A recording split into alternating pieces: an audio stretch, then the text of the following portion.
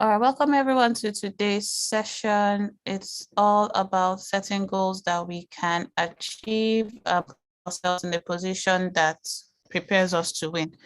Today's session will be like 30 minutes. We're going to talk about resolutions. We're going to talk about goals. Then we're going to see how we can create our own personal resolutions by looking at the resolutions of Jonathan Edwards. And Jonathan Edwards' resolutions are quite old, but we'll go through the Desiring God website and see how it works. But basically, my name is DK Jonah. I do DIY branding to teach people how to do it themselves. But this year, we're introducing the Steadfast Creative and No Gragra to go beyond branding, because if we focus on content creation, branding alone, people get lost. And the person that creates the content that sells the product is an individual that has to set goals for themselves.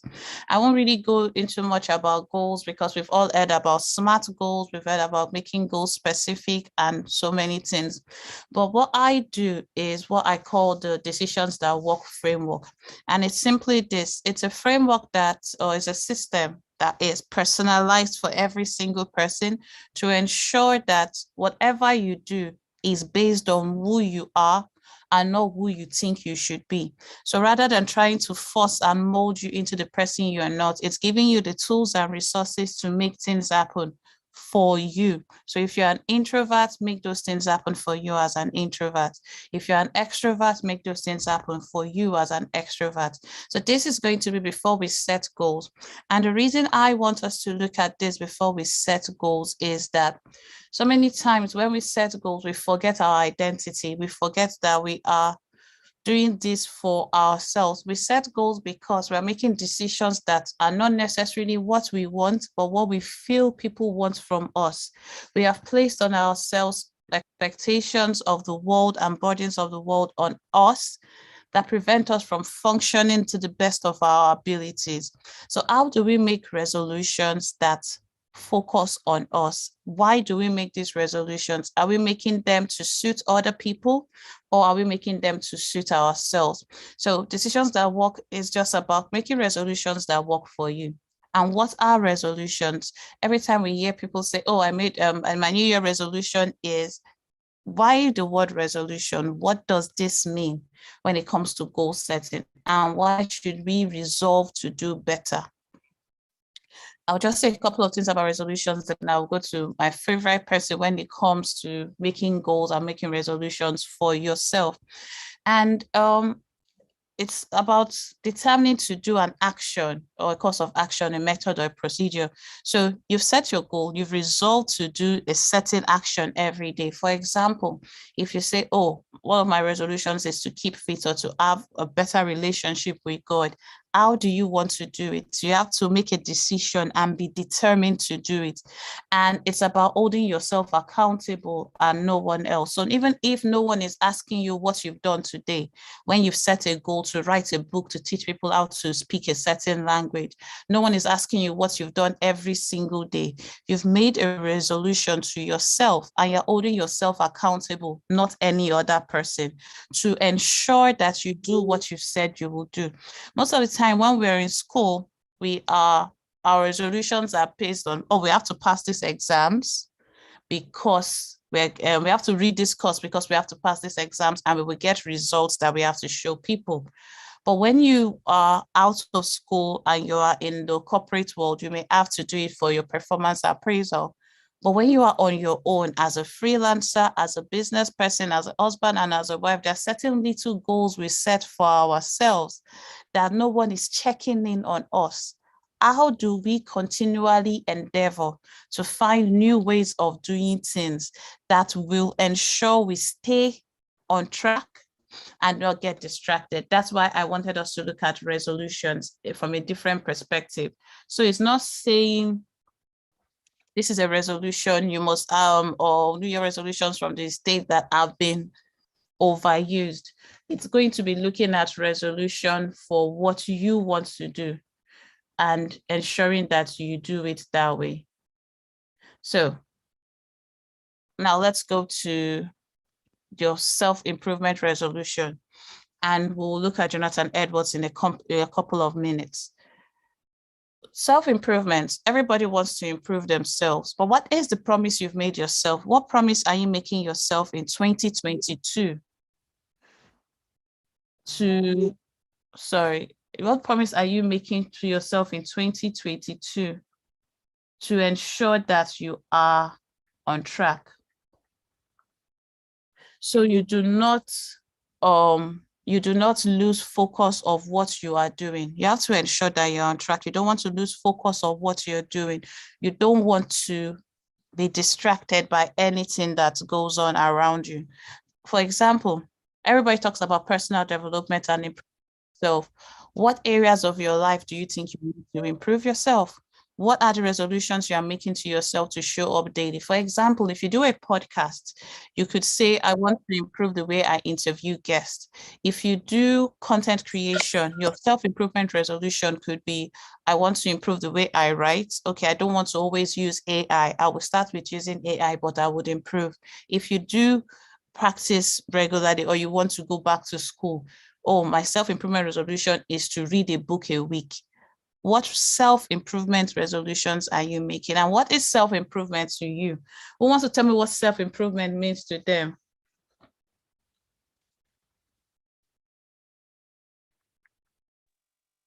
Can I try? Yes, please. To me, self-improvement could mean being better than I was yesterday. It could be in terms of academics, it could be in Mhm. terms of skills. It's just about being better than I was or better than I used to be. Great. I like that. Being better than I was yesterday. That's the best. That's the way we should look at it. Most of us are trying to look externally at other people to compare ourselves, but we forget that in a way, we're not in competition with each other. I am not in competition with every other person that is in my field. Yes, I do a competition analysis to know what's going on in my industry, but I'm competition with myself to be better today than I was yesterday and to be better tomorrow than I am today. That's my own self-improvement resolution, to try to always be the best version of myself no matter what happens, to ensure that I am improving. That word improvement is important. So we talk about personal development, we talk about self-improvement. They are similar, but they are kind of different. It's just ensuring that you are putting your best foot forward every day. Does anyone else want to try what self-improvement means to them?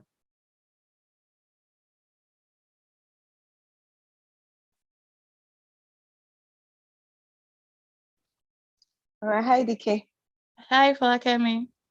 All right, so self-improvement for me, when I think about self-improvement, I think about different, I break down, like different areas as well and ask myself, so for example, my emotional, state, my mental state, physical, spiritual, like the different areas of life, like how can I, like the last speaker said, how can one be better than they were yesterday? So self-improvement is basically just building capacity, really. That's how I look at it, building capacity, because sometimes we want to achieve some things, but we don't have the strengths that we need. We don't have the capabilities. We don't have what it takes to become. So it may be gathering resources, it may be learning something new, but that's what self-improvement is for me. It's more of building capacity.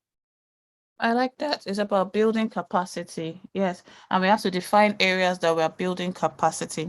And when it comes to your own self-improvement, one thing I will say, and I've learned from Falakemi and all the other ladies in my mastermind, is don't lie to yourself. With every other person, you can pretend, but with you, with yourself, what areas in your life do you want to improve? It's about understanding that this is an opportunity for you to be better. So be transparent. Sometimes we want to appear to be perfect. We want to appear to be the best speakers, the best at everything. I improvise and I think on my feet a lot. You may not be able to do that, but there are things that you want to improve or yourself. What are those things? So what I want everybody to do is take notes. I forgot to mention that. But to yourself, write it down somewhere. Where do I want to improve? Sit down with yourself, ask yourself questions. What am I good at? What comes to me naturally? Where do I want to improve myself? Where do I how are my emotions? Do I get angry easily? Have that self-assessment with yourself, because if you don't, it will impact your growth, it will impact your success. And your success, which is something we're going to talk about next week in a little more details, is impacted by your definition of success. So self-improvement is also linked to your definition of success. If your definition of success is about the money, it's about going viral, it's about things like that, then your self-improvement will only be targeted at those things. How do you see success? What does success mean to you? How do you want to succeed? Who are the successful people you are looking at? When it comes to success, do you think about couple goals? When it comes to relationship success, do you think about those that are doing giveaways on social media because they're showing that they have money? But what is your own definition of success? So by next week, we could all share our definition of success, or you could share your definition of success in the group. So when we come and say we want to define what makes us successful after we've looked at our self-improvement resolutions, we will be in a better position to make decisions. And now, I mentioned I was going to talk about someone's resolutions. And for me, because this person wasn't born yesterday, Jonathan Edwards is a Christian that has added tremendously to the productivity industry. And it's wonderful what he thinks about is self-improvement. And I like the way he does his own resolutions.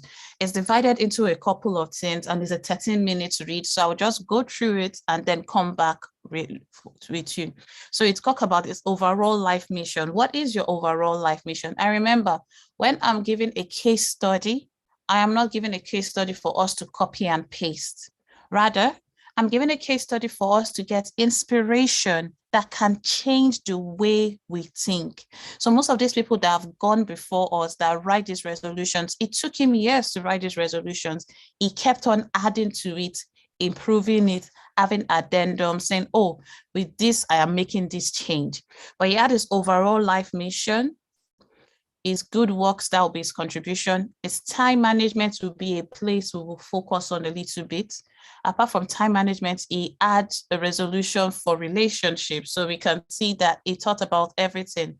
When it comes to suffering, his character, his spiritual life was even divided into assurance, the scriptures.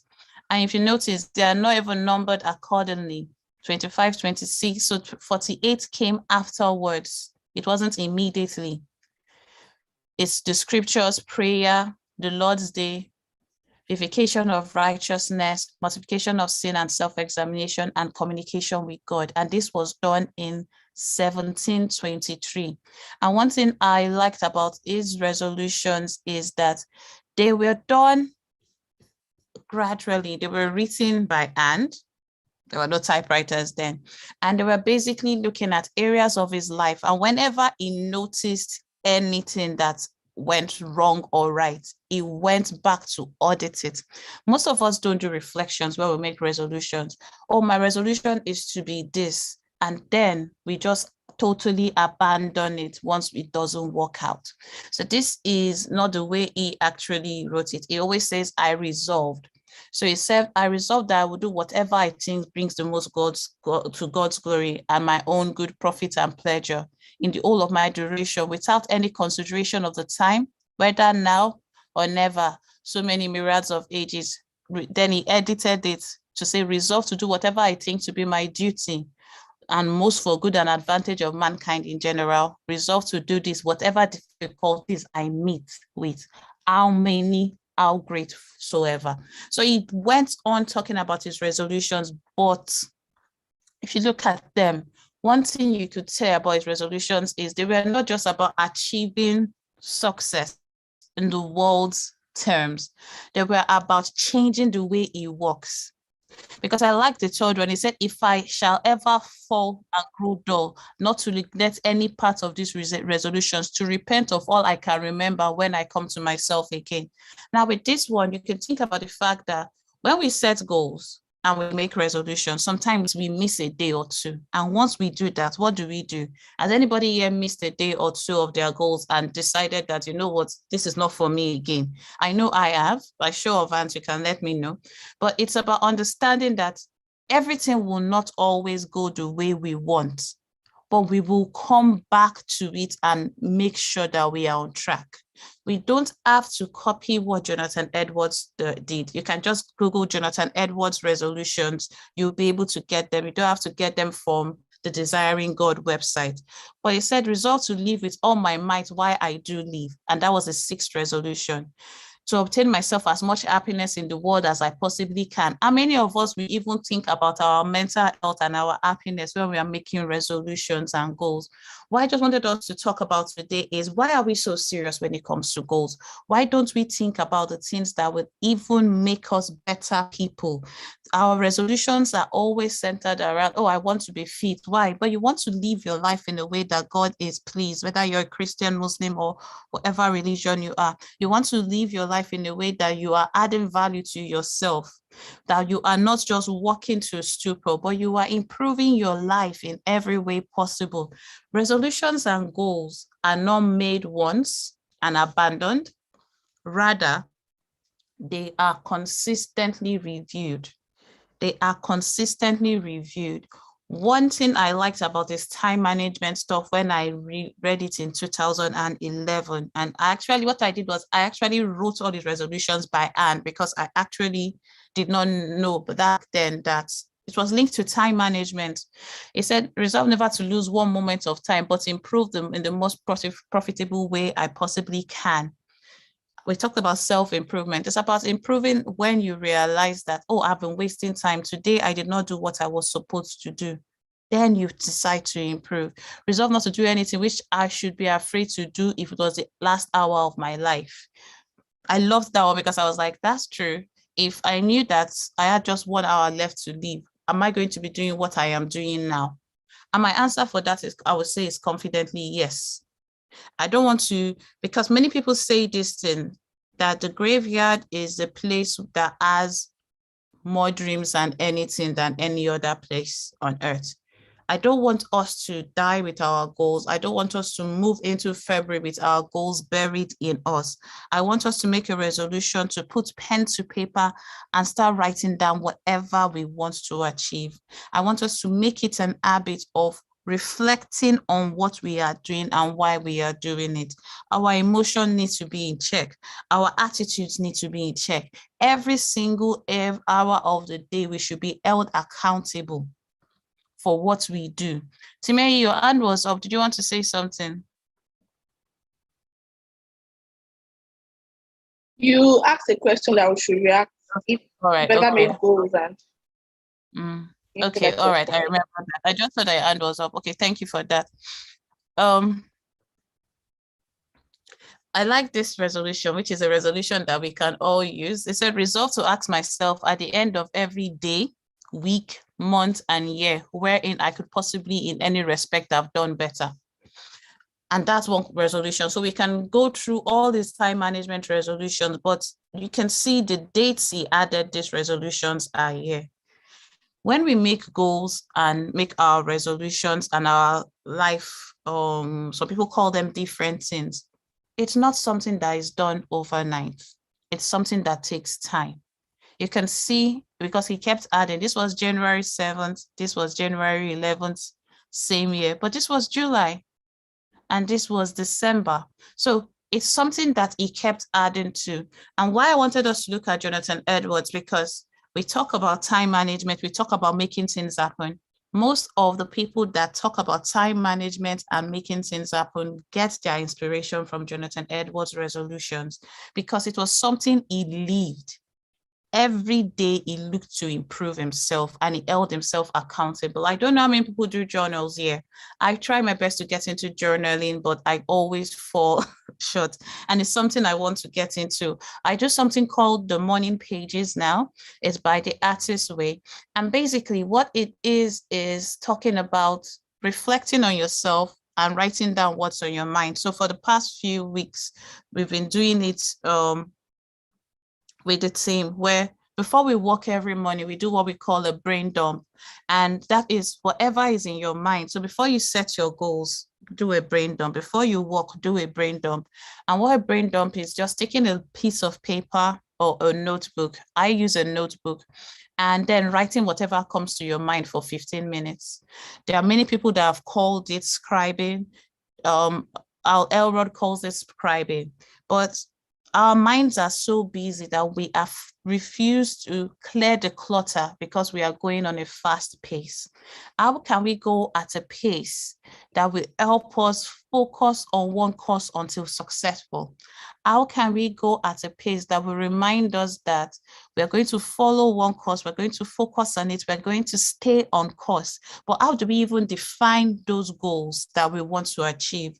What's getting in our way of achieving those goals? How can we be a better version of ourselves? There are so many questions that you could ask yourself, and you should answer these questions. Because if you're going to follow one course until successful, what is success to you? Success to you may be writing a book. Success to you may be taking a driving test. Success to you may be going back to school. But what does success mean to you? That's something I want everybody to ponder on this week. Is my definition of success based on the world's definition, or how I see success? Do I get satisfaction from the little things, or I am not satisfied until I have reached the heights that somebody else has reached? Am I looking externally for my own definition of success, or am I actually looking internally at myself? And 6 lies between you and success when it comes to the power of one. You think that everything matters equally. These are things that I also believe, that every single thing matters equally, and that I need to pay equal attention to every single aspect of my life at every point in time. We have to have a scale of preference. I don't know if everybody did biology here, but there's a scale of preference, and you have to have a scale of preference when you are a freelancer. What's the most important thing? What takes the most time for you to do? If you're thinking about improving yourself and you want to read books, what books do you want to read? Have you actually sat down to see what you want to do? Do you think you need to pay for a course? Do you need a mentor? Is this something you can do on your own? Do you work better on your own, or do you work in a team? How do you understand what matters? But everything doesn't matter equally. Another thing we try to tell ourselves is that we should multitask. Multitasking, with children, I know most of the mothers may not agree with me, but when it comes to your focused work time, we have co-working sessions every evening, apart from Monday, 7 to 9. Correct me if I'm wrong, Timei, I think, and Dante, 8 to 10 for Nigerian time, and I'm not sure where. Yes. What we do at that period is actually to focus on one task. So you can multitask and do cook and clean at the same time. But when it comes to what you want to do and do it well for yourself, not just for your brand. If it's to read a book, if it's to learn to write, if it's to create content, if it's to create materials for the course you want to teach, during those co-working sessions, what we say is pick one task and focus on it for at least those 2 hours. Even if you do 45 minutes and focus, because for the first 15 minutes, you'll be doing a brain dump. But focus on one thing at a time, the power of one. I got the idea of the power of one from Timothy Keller, the one thing. And it simply talks about following one thing, picking one task at a time and not multitasking. Multitasking means you're reading, you're watching TV, you're checking Facebook, and you're scrolling at the same time. And then you're still on the phone with your friend chatting. It's not possible for you to succeed if you're trying to do all these things at the same time. Another thing that prevents us from succeeding is that we do not have a disciplined life. Now, this is what I mean. In order for us to do anything well, we need to be disciplined. We need to understand that we have to set a time and meet it. We have to create an appointment for ourselves and meet it. Like everybody was here on time. We set 7 p.m. So you already know that 7 p.m. GMT, you had a course and you came for it. So that is discipline. It takes discipline to show up. It takes discipline to know where you are and be honest with yourself. Most of us think that a disciplined life is impossible. But it is possible if you start small. And having a disciplined life and having focus, although I'm going to say something contrary to a disciplined life in a few seconds, it requires time. It requires attention. It requires you failing and picking yourself up immediately, not wallowing in self-pity that, oh, I have done this, it did not work, woe is me. We are all going to fall. We are all going to fail. We are not always going to succeed when it comes to what we are doing. But if we are disciplined enough to understand that, okay, I'm being honest. What did I do right? What did I do wrong? What am I saying yes to do and what am I saying no to? That is what we need to do in order for us to succeed. And does anybody know the difference between willpower? What willpower is?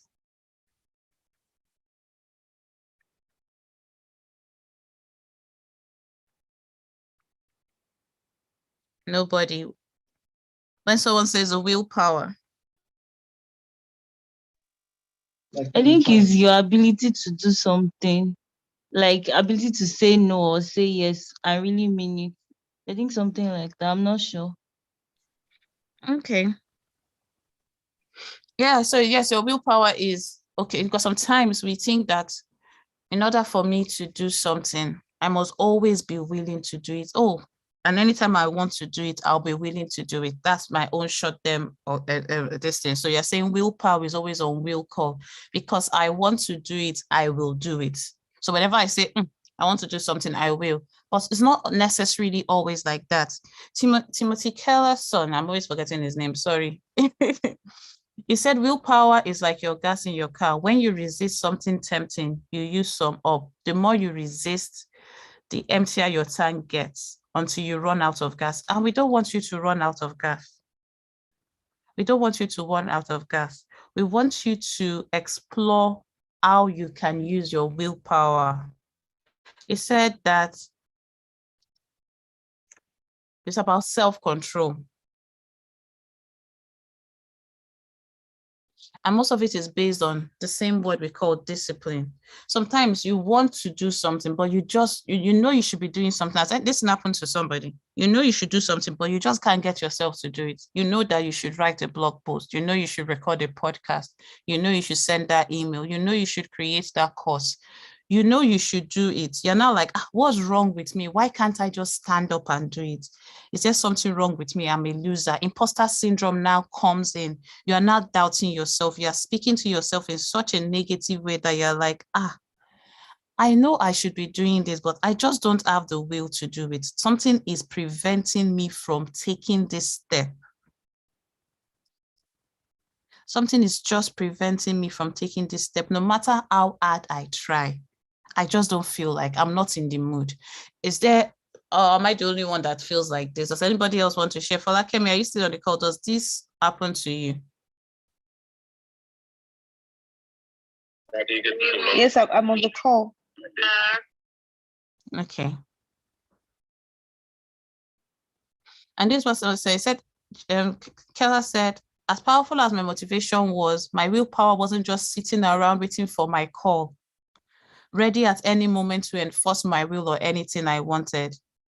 I was taken aback. I had always assumed that it would always be there, that I could simply access it whenever I wanted to get whatever I want. I was wrong. Willpower is always on will call is a lie. How hard is it to have willpower, and what does it take? Does it mean if you have greater willpower? And just they look at the Stanford experiment and so many other experiments that talked about people's willpower. You talk about the fact that, oh, they put a sweet in front of children. They say, don't touch it. They know they shouldn't touch, but some of them will just touch it and smile at it, and some of them will eat it. Some of them will wait. But that's the willpower. They know that they should wait. Somebody has told them to do that, but they just can't find themselves doing it. So what we need to do is we need to tax our willpower. We need to time block our wanting. So what I have done with the co-working session is I've helped people time block the one thing that they want to do. But if you're not going to join the co-working sessions, it's something you need to do by yourself. You are saying, I will at this point in time be doing a specific thing, one thing. And that's what your goal is going to be. I'll pick one task, and I will do that task at 7 p.m. and you sit down and you do that specific task and you train yourself to do it consistently. Now, in order for me to go to the gym at 7 a.m., the night before, I'll prepare my trainers, I'll prepare every single thing I need so that when I am ready to go to the gym, it's not when I'm looking for my socks. Because at that point in time, the willpower will just disappear, even if I'm about to drag myself out. Yes, I have time blocked it. I am being disciplined. I am being looking at other things that can tax my willpower. But it's about filtering distractions, which is something that I love to do. I like to filter the distractions because distractions are natural and distractions undermine your results. Have you identified what distracts you? I identified, okay, yes, it's on YouTube. I have identified what my distraction is. My distraction was my phone. TikTok, very distractive. So what did I do? What do I do? And emails are distractive for me. I don't look at emails. I don't look at my phone. So sometimes when you call me, I'm not available because once I pick that phone, I get distracted. Once I get on my email, I get distracted. I have identified my distractions because distractions are natural. So what you're trying to do is resist that temptation. Put yourself in a position that you can win. Give yourself an opportunity to fail and cope with your fear. I'll be recording an episode of the podcast that is going to talk about how fear is preventing you from even moving forward. How by trying to do everything, you're not doing anything at all. How we need to understand that there are certain things that have hindered our growth. And one of them is distractions. One of them is distractions. Yeah, Folakemi said, I literally had to use Pomodoro today. DK, I had so many things on my schedule today, but using the timer helped me to organize them out in a one-thing kind of way. So even though there were many, they had their own time slots, which is brilliant. Sometimes we want to do, you look at the things you have to do for the day. What I do now is I have a weekly list. These are all the things I want to do for this month or this week. Then I now start picking them out. But in order for you to exercise your willpower properly, number one, you have to get new behaviors. You have to filter distractions. If you know you have kids and they are going to disturb you during the day, maybe you be like Comfort that reads at night and works at night because she wants to have limited distractions. You want to resist temptation. Temptation of responding to emails when I shouldn't be makes me not to look at my emails. But it gets me into trouble before, but it's trouble that I'm willing to take. I'll be like, I'm sorry, I don't check my emails regular as they drop. I check them at regular intervals, and I will train people around me to know that. Another thing you have to do is resist aggression, resist unnecessary suppressing your emotions. So that's why we do the brain dump. The brain dump is simply writing down anything that is going to hinder you from focusing, and then focusing at the task at hand. So you say, okay, can I resolve this now? No. If it can't be done now, what will I do about it? Okay. So it's sometimes what we try to do is we suppress our emotions and it affects our productivity. It affects the way we get things done. Sometimes another thing that prevents us from actually getting anything done is we're trying to impress every other person but ourselves. I have lost the urge to impress anybody. I told someone recently, I'm not trying to be polite and I'm not trying not to be rude at this point in time in my life. I am just functioning to the best of my ability. I'm not going to hurt anybody. I'm not going to sin, but I'm not going to impress anybody. As a retired people pleaser, anonymous, we have a club. We have to focus on what's important to us. What's important to us? Are we trying to impress people that do not even care about us? Are we trying to get things done in a way that would make us better for ourselves, for our spouses, for our children? Remember, if you're on a plane, they tell you to wear your mask before you wear that of your oxygen mask before you wear that for a child. There is a reason, because when you do that, you can see clearly. When you're trying to impress someone else by trying to do things to make the person see you, what happens is that you are not focused on what's important. You're not even going to do it to the best of your ability. I like when people do things their own ways, and I give ideas and you turn it your own way. Go certain sections, we can talk about SMART goals and things like that. But what I want to really talk about is the mindset we have when it comes to doing these things. We are so distracted by every single thing around us, apart from what is important. Define what's important to you, and then it will help you take your own parts. So this is what we use as a team, or we started using last year, although we don't use it all the time, but yes, so this is how I work now. I called it parts. I break stuff into project, task, action steps, and then I have my reviews. All these go into my calendar. So I will have a time in the month where I review all projects, where I review all tasks. I see my action steps and see where I could have improved what I have done. And I just said a goal is simply something you are trying to achieve. It's an aim and objective that you work towards with efforts and determination. And when I talk about objectives, I said this, it's a clear statement of what you want to accomplish.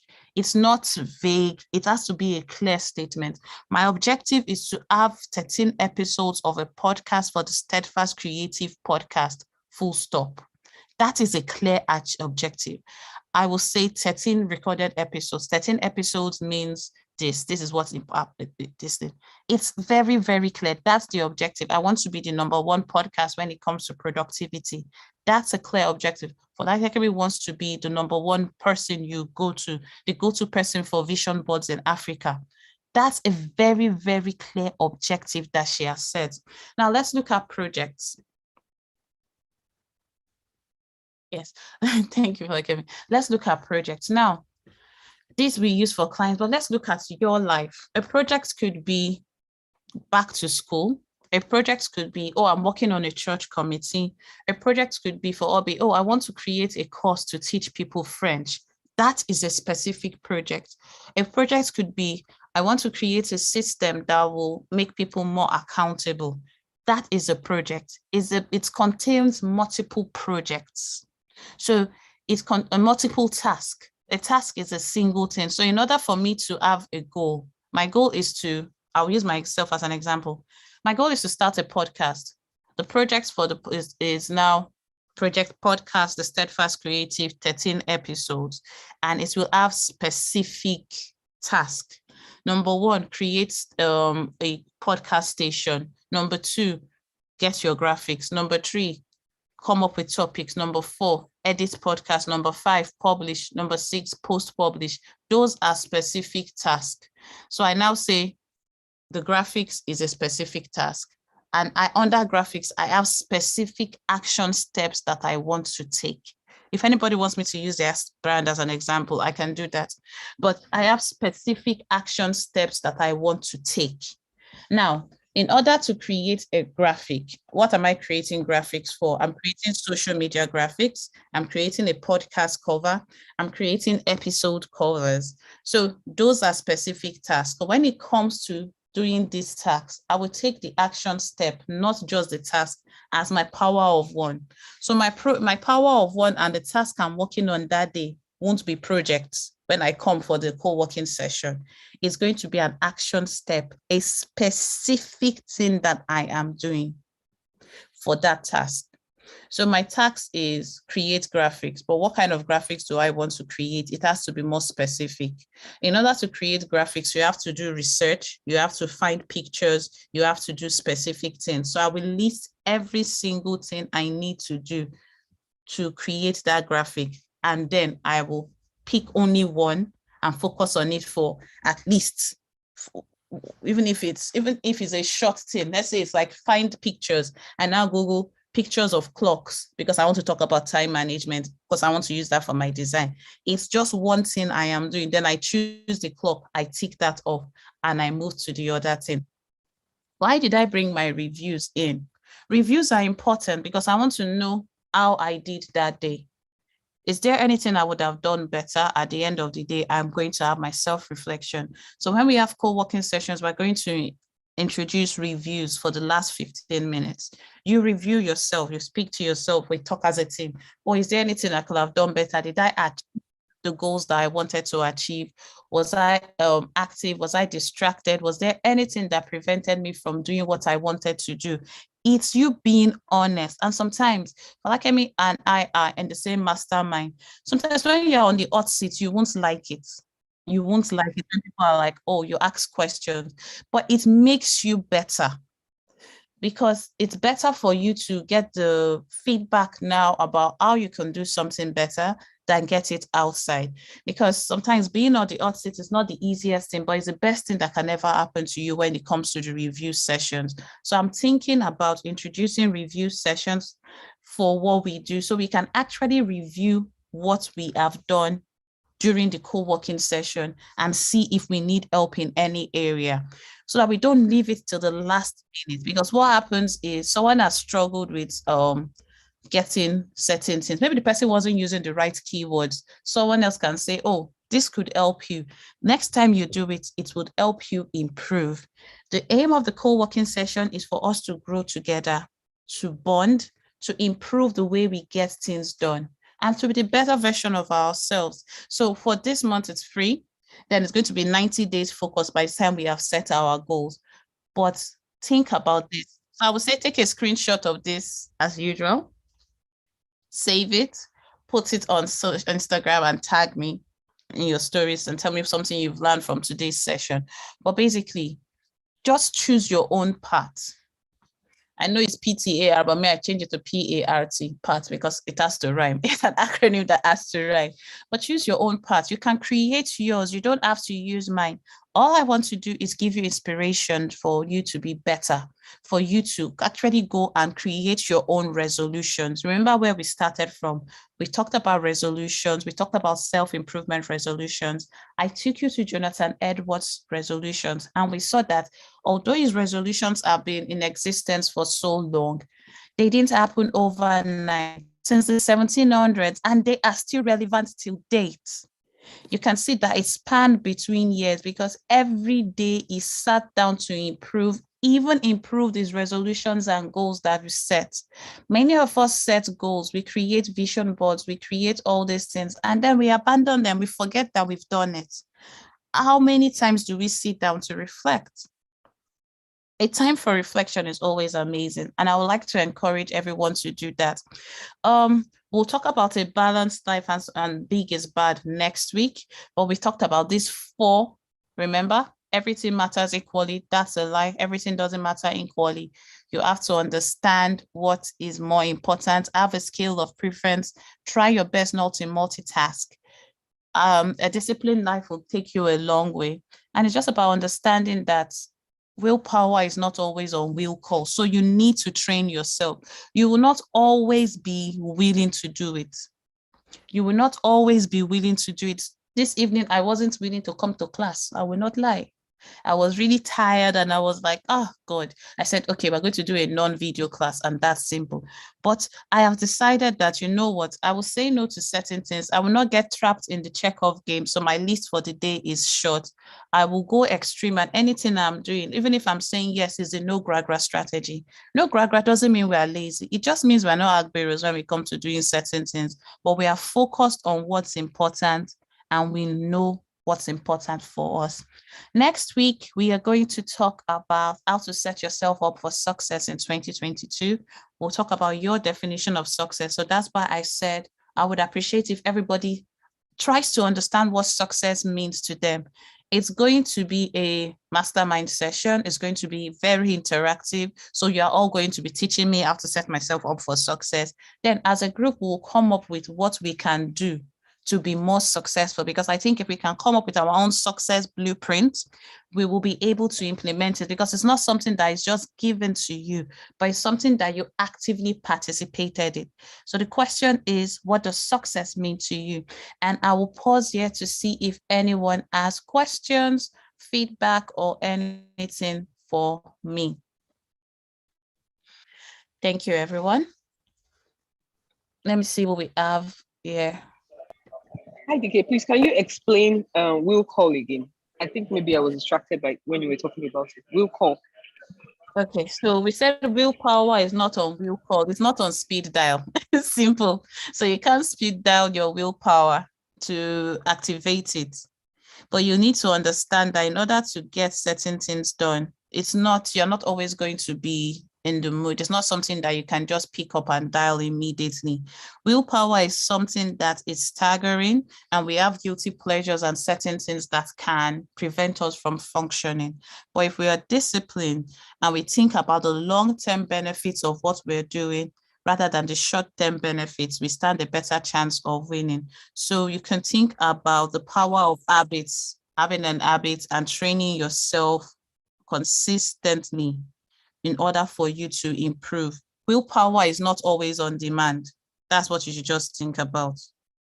But you think about how to use your will resources. I will send you a couple of articles that will also help you with understand this better. But just think about it. There's no button for willpower. It's not on will call. Thank you. Does anybody else have any questions?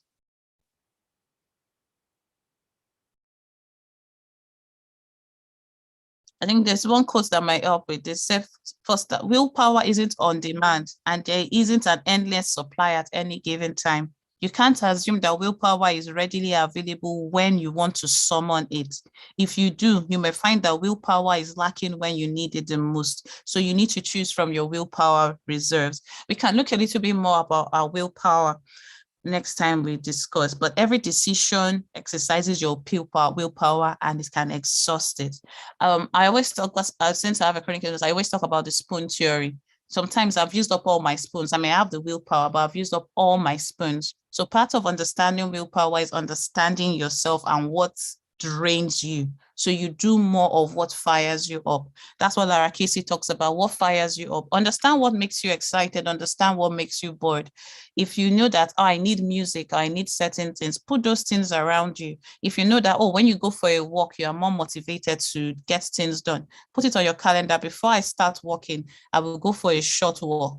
Even if it's just walking around the house, then I will sit down and get the walk done. I like dancing before I start walking.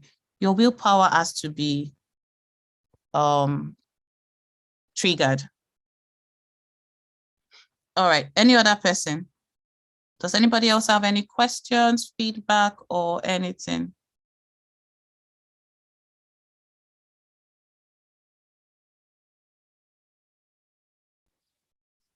All right, if there are no questions, feedback, or anything, let's call it today. We've said we'll try and keep these to 1 hour.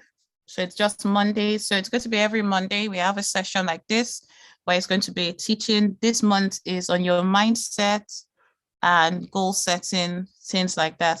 If you want me to look into any topic and discuss anything, please don't hesitate to enter my DM. I'm always available to discuss. But the co-working sessions continue tomorrow for every other person that wants to join, 7 p.m. to 9 p.m. GMT, 8 to 10, and it's just focused work.